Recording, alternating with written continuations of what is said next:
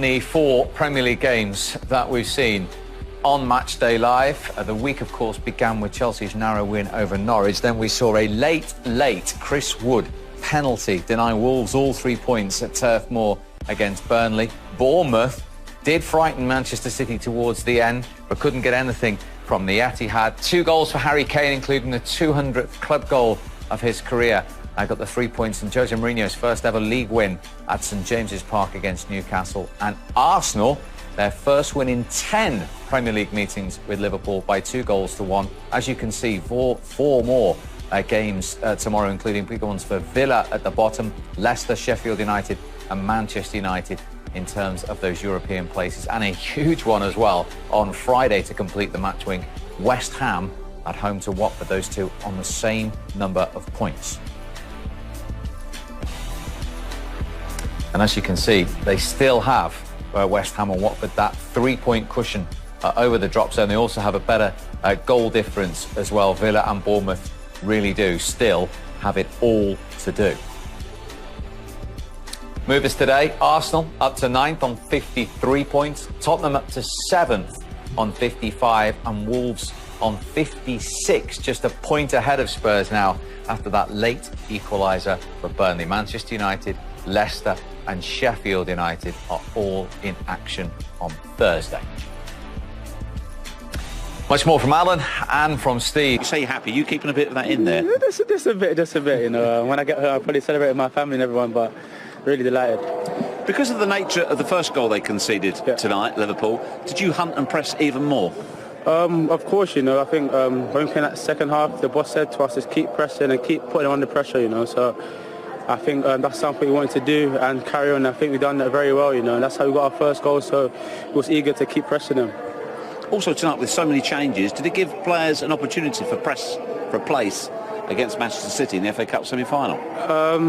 I feel like it's an opportunity for the manager to rotate the team, you know. We've got a big game against City, so it's just every player wants to show him that he can play, so to give the manager a big decision to put whoever into the starting 11. And is scoring the winner one of the best ways to put yourself in his thoughts firmly? Hopefully, you know, hopefully we'll see. Time will tell, but like I said, I'm delighted with the goal and lads play excellent tonight, so happy for that. Congratulations, well done. Cheers, thank you. Well, it's a big moment in any young man's career to score his first Premier League goal, but when it's the winner against the champions... Yeah, he won't ever forget this evening, will he? And rightly so. He did very well, the goal and the assist in the other one. So it's been a great night for him. Very good night for Arsenal. And Arteta made changes to the lineup. We all thought that he had one eye on the semi-final on Saturday. Perhaps he did. But those changes worked because they brought freshness to the Arsenal team. Yes, the 2 goals were 2 mistakes from Liverpool, but then Arsenal had to defend very, very well, and they did that. I think that's the big plus point, isn't it, for Arsenal? We're used to watching Arsenal be, you know, they've been called soft at times, weak at times. This is what they do. They've always done this for the last 10 years. Well, today we saw the resilience in them.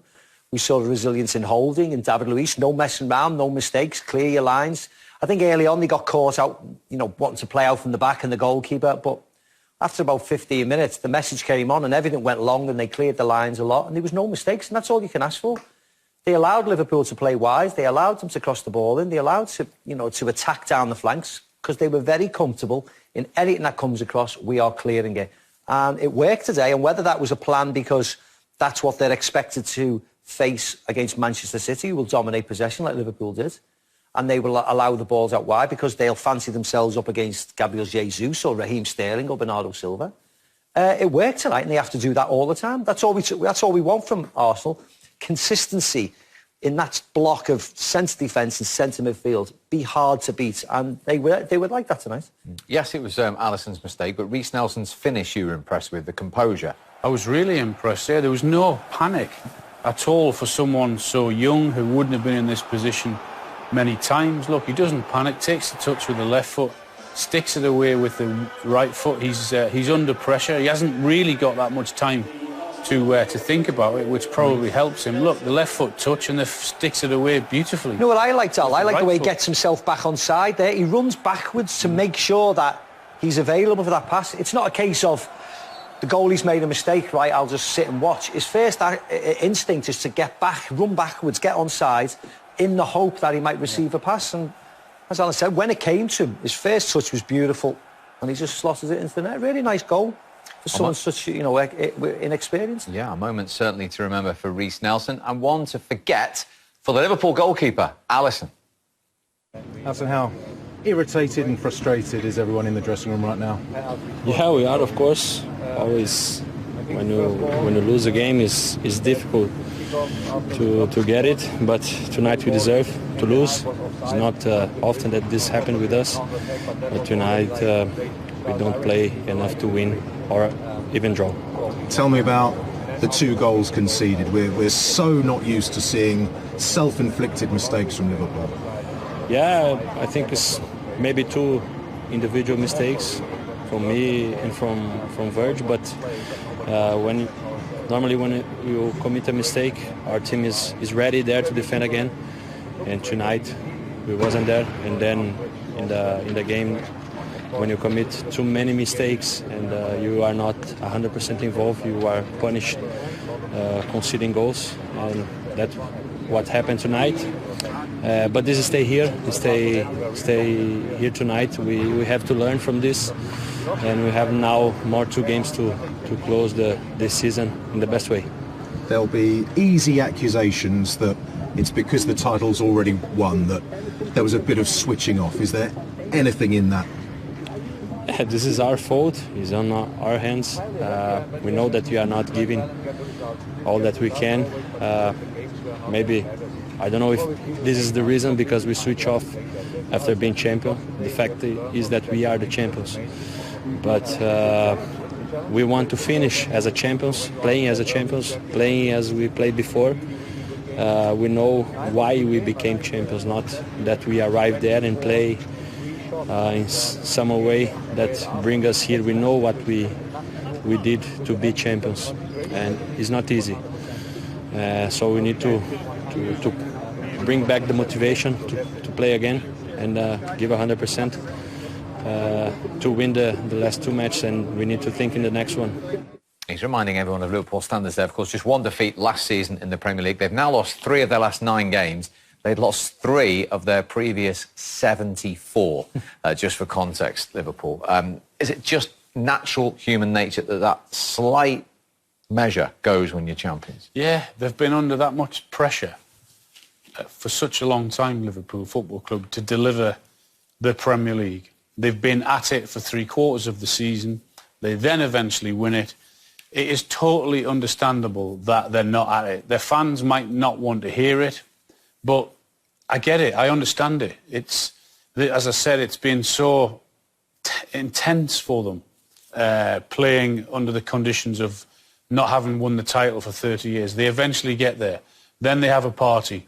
And it's impossible just to switch it on and off like that. They're relaxed and they're not at it. It's quite clear. How many times this season have we sat and praised Liverpool for the way they've got at teams and went after teams and pressed and closed, and the number of times we've said about their passing in the forward areas, it's quick, it's too good for other teams. There's been none of that, none of it really in the past few games. But as I said, I get it and I understand it, and it's very difficult to criticise them after the heights they've hit and achieved this season. It's not even 3/4 of the season. It was last year as well. If you remember, they lost to Manchester City. And then they were unbeaten, and they win the Champions League, and then they roll into this year, and they do exactly the same again, and then they lose to Watford, and then we start thinking, what happened against Watford? Their standards are so high that when they come down a couple of percent, we look for reasons why. And, you know, Manchester City, it was, they had a party, and there was lots of mistakes against Manchester City, although Manchester City were excellent. And Arsenal, again, were excellent tonight, but there's visible mistakes that we saw tonight that we haven't seen. Well, from Van Dijk, I don't think we've seen a mistake like that ever in a Liverpool shirt. From the keeper, no, we haven't seen him make mistakes. We've seen him make a few errors, but not real mistakes like this, collective mistakes. And they were sloppy in the first half after getting off to a great start. So it has to be, you know, that I'm the same as Alan. I totally understand. And, you know, when they lost to Manchester City, I was virtually thinking then that the manager might start to rest more players until and give them more and more time away from the grounds, because we don't know what finances are like at Anfield during the summer, but if they aren't going to refresh the squad by bringing in new players, they're certainly going to lose a few players. Whether they're going to bring in new players, we don't know. So if you can get a couple more weeks resting or a month's more resting than the Manchester City players, that's where you have to take advantage of, That's what I believe anyway. I'd be resting a lot of the players now, saying, go on holiday, I'll see you when the season's... When we hear when the season starts, I'll see you. I can feel Leicester and Manchester United fans screaming at the television because it doesn't obviously they play Chelsea next. Liverpool have done their business. Yeah, I agree. I don't care about anybody else. I'm not for other teams looking at other teams to say you've got to play your strongest lineup. Liverpool have done their job. They've done what they had to do this season, which is win the league. And he's dominated the defenders who've tried to stop him today. Yeah, we know he's got plenty of skill.